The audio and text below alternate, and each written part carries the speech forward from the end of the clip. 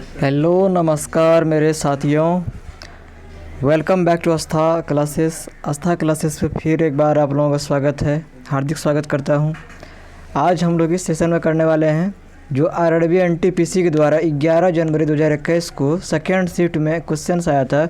वो क्वेश्चंस फ़िलहाल काफ़ी चर्चा में रहा है, वो बार बार रिपीट हो रहा है हर एग्ज़ाम में। तो ये क्वेश्चन मुझे लगता है कि आगे जो 4 रोज़ एग्ज़ाम बचा हुआ है आरआरबी एनटीपीसी का, तो उसमें ये अपना भूमिका निभाएगी। इसीलिए इस क्वेश्चन का सीरीज मैं आप लोगों के सामने लेकर गया हूँ। तो इस सेशंस को आप शुरू से अंत तक देखिएगा।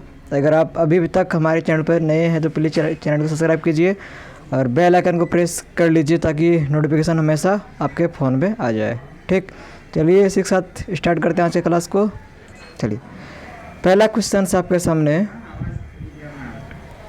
कह रहा है कि इंदिरा गांधी जो मेमोरियल ट्यूलिप गार्डन कहाँ स्थित है। Indira Gandhi memorial tulip garden कहाँ स्थित है? ये आपका राइट आंसर हो जाएगा कहाँ? जम्मू कश्मीर। जम्मू कश्मीर में श्रीनगर है ना, वहाँ स्थित है कौन सी garden? Indira Gandhi memorial tulip garden. ठीक, अगला क्वेश्चन सबके सामने क्वेश्चन नंबर 2 कि विश्व पर्यावरण दिवस प्रत्येक साल कब मनाया जाता है? जो वर्ल्ड एनवायरनमेंट डे होता है, वो वर्ल्ड एनवायरनमेंट डे जो होता है वो प्रत्येक वर्ष कब मनाया जाता है? यानी 5 जून को मनाया जाता है। कब मनाया जाता है? 5 जून को। ठीक, 5 जून को मनाया जाता है वर्ल्ड एनवायरनमेंट डे। ठीक, आपके सामने अगला क्वेश्चन है क्या कि PSLV का पूरा नाम क्या है? भाई ये PSLV जो है रॉकेट लॉन्चर है। ये क्या भाई? रॉकेट लॉन्चर है। ठीक, इसीलिए इसका जो PSLV का फुल फॉर्म होता है वो होता है पोलर सैटेलाइट लॉन्च व्हीकल। ठीक, पोलर सैटेलाइट लॉन्च व्हीकल, ये PSLV का फुल फॉर्म है। चलिए, अगला स्लाइड आपके सामने है कि इसमें कह रहा है क्या विश्व का सबसे लंबा वृक्ष कौन सा है? विश्व का सबसे लंबा वृक्ष कौन सा है? इसका राइट आंसर हो जाएगा आपका क्या? रेडवुड। रेडवुड जो है विश्व का सबसे लंबा कौन सा है? ये वृक्ष है। ठीक, विश्व का सबसे लंबा वृक्ष है कौन? रेडवुड। ठीक, अगला क्वेश्चन सबके सामने है कि किस फिल्म को बेस्ट फिल्म में ऑस्कर अवार्ड मिला गया है? ठीक, ये पैरासाइट कौन सा मूवी भाई? पैरासाइट को बेस्ट फिल्म में इसे क्या मिला है? ऑस्कर अवार्ड मिला गया है। ठीक, ऑस्कर अवार्ड इसे सम्मानित किया गया इस फिल्म को, पैरासाइट को। अगला क्वेश्चन सबके सामने है, इसमें कह रहा है कि प्रथम पंचवर्षीय योजना, जो प्रथम पंचवर्षीय योजना आया था वो कब था? यानी उसका कार्यकाल कितना था? तो उसका कार्यकाल था 1991 से 1956 तक, ये पहला था। ठीक, उसके बाद दूसरा कब से कब तक हो जाएगा आपका? 1996 से 1961 तक दूसरा हो गया। फिर जब तीसरा होगा तो 1966, फिर जब आपका चौथा आएगा तो 1971, इसी करके 5-5 वर्ष पर ये बढ़ते गया है। ठीक, चलिए अगला क्वेश्चन क्या है? अगला क्वेश्चन है कि आपके सामने भारत में विमुद्रीकरण कब हुआ? भारत में जो विमुद्रीकरण हुआ वो कब हुआ? इसका राइट आंसर हो जाएगा 2016 में। कब भाई? 2016। आपको पता होगा कि मोदी जी हमारे जो PMO है उसने बंद करवा दिया था जो पुराने नोट, इसको बोलते हैं विमुद्रीकरण, यानी नया मुद्रण को जारी करना। ठीक, ये कब हुआ था? 2016 में हुआ था। जो पुराने 1000 और 500 के नोट थे उसको बंद करवा दिया गया, तो उसके स्थान पर नया 500 और 2000 की जगह पर 2000 का नोट्स जारी किया था। ठीक, और ये क्वेश्चन आप बताइए कि 2000 नोट के जो पीछे है वो किस चीज़ का चित्र है? ठीक, चलिए अगला क्वेश्चन आपके सामने क्या कि रक्त का थक्का जमाने में, ठीक, ब्लड क्लोटिंग में क्या करने में? ब्लड क्लोटिंग में कौन सा विटामिन हेल्प करता है? विटामिन के। कौन सा भाई? विटामिन के जो है ये ब्लड क्लोटिंग में क्या करता है? मदद करता है हम लोगों का।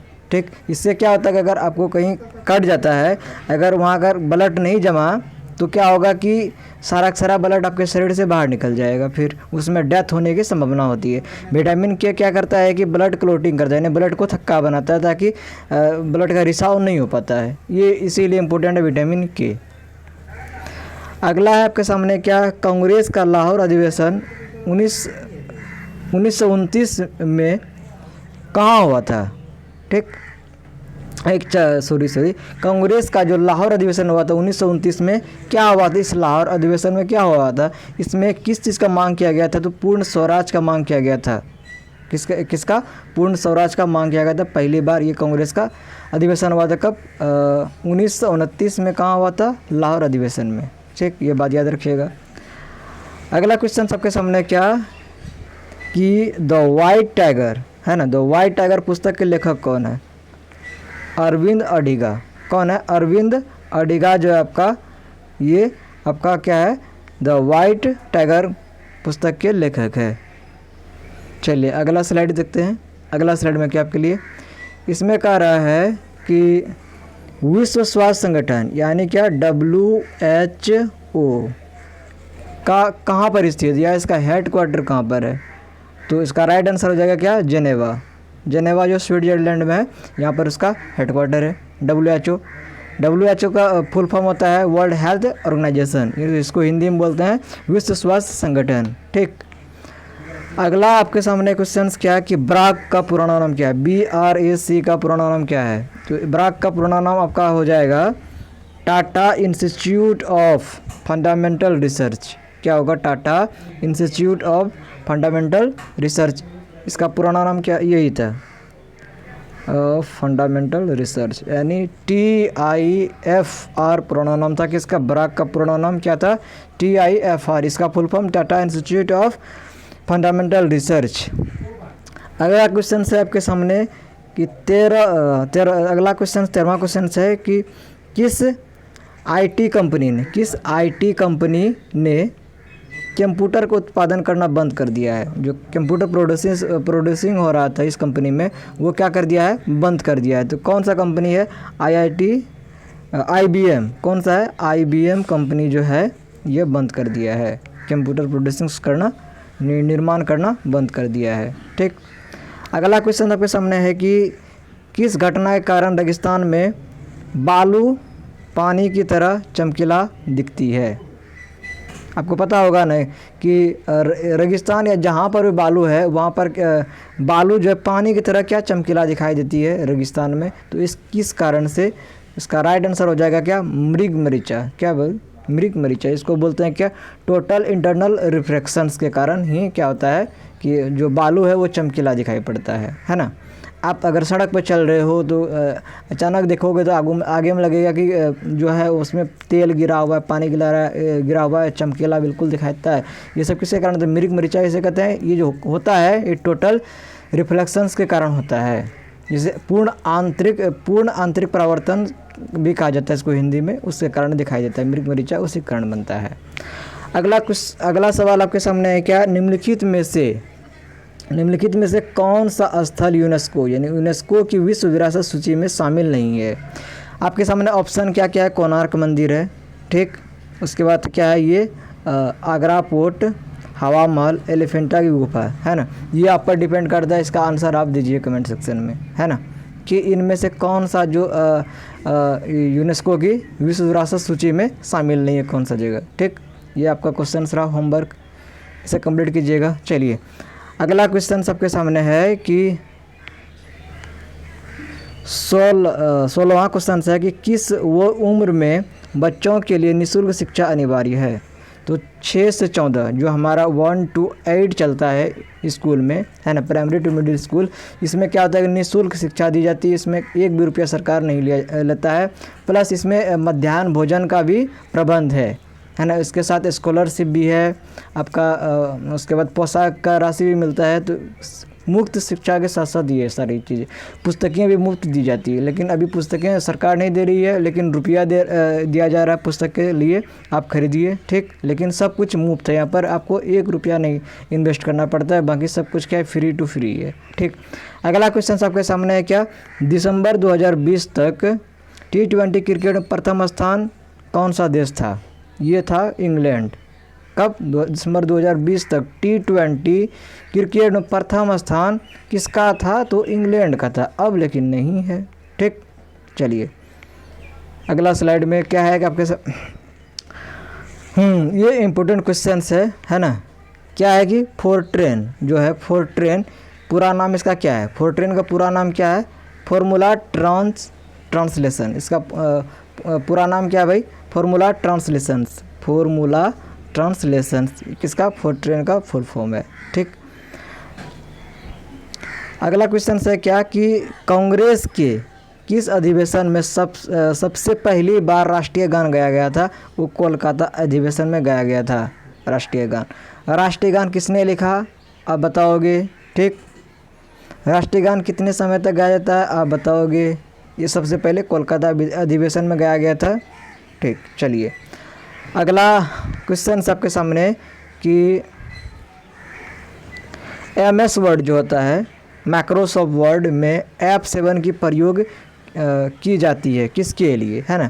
आपको इससे पहले एक वीडियो मैंने की थी जो शॉर्टकट की पर की थी, कंप्यूटर का जो शॉर्टकट की है उस पर किया था। तो उसमें मैंने बताया था कि F7 से क्या हो सकता है, तो स्पेलिंग चेक होता है। क्या होता है भाई, स्पेलिंग चेक होता है। इससे F7 प्रेस कीजिएगा, क्या होगा, आपके सामने स्पेलिंग चेक का ऑप्शन आ जाएगा। इससे आपका जो अशुद्धियाँ हुई है, जो भी एरर्स है, एरर्स चेक हो जाएगी। ठीक है ना। तो यही है, तो वर्तनी और व्याकरण शुद्धियों को चेक करने के लिए F7 फंक्शन की प्रयोग किया जाता है। चलिए अगला क्वेश्चन आपके सामने क्या, एक प्रश्न शाहजहाँ की पुत्री द्वारा,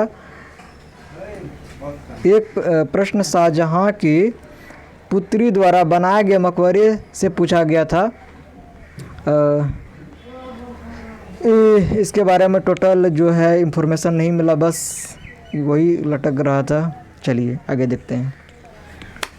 अगला क्वेश्चन सबके सामने है कि कॉफ़ी और चाय किस प्रकार की खेती है। कॉफ़ी और चाय किस प्रकार की खेती है, ये आपका नकदी है, किस प्रकार की नकदी फसल है ये।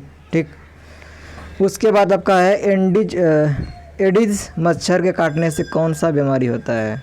एडिज मच्छर के काटने से कौन सा बीमारी होता है भाई, डेंगू होता है। क्या होता है, डेंगू बीमारी होता है एडिज मच्छर के काटने से। ठीक, अगला क्वेश्चन सबके सामने है,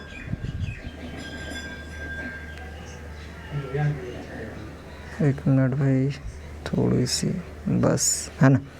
अगला क्वेश्चन है क्या कि भारत में कौन सी संस्था बीमा को नियमित करती है। जो बीमा होता है हमारा इंश्योरेंस, उसको कौन नियमित करता है, तो भारत में वो IRDA यानी इरडा जो है, इरडा, ये क्या करता है, ये नियमित करता है, रेगुलर ये करता है चीज़ों को, बीमा वाली जो इंश्योरेंस वाली चीज़ें हैं उसको इरडा करता है नियमित। अगला क्वेश्चन सबके सामने है कि भटियाली लोकगीत, जो भटियाली लोकगीत है ये किस राज्य से संबंधित है। इसका राइट आंसर हो जाएगा वेस्ट बंगाल। कहाँ भाई, वेस्ट बंगाल, पश्चिम बंगाल, है ना। हाल ही में किस राज्य को रसगुल्ला के लिए, है ना, GI टैग मिला है, आप बता सकते हो क्या। चलिए इसका आंसर देता हूँ मैं, उड़ीसा को दिया गया है रसगुल्ला के लिए GI टैग। ठीक, चलिए अगला क्वेश्चन सबके सामने क्या, जो मैग्नीशियम होता है इसका रासायनिक प्रतीक यानी केमिकल जो होता है सिंबल्स, वो क्या होता है, तो Mg होता है। क्या होता है, Mg।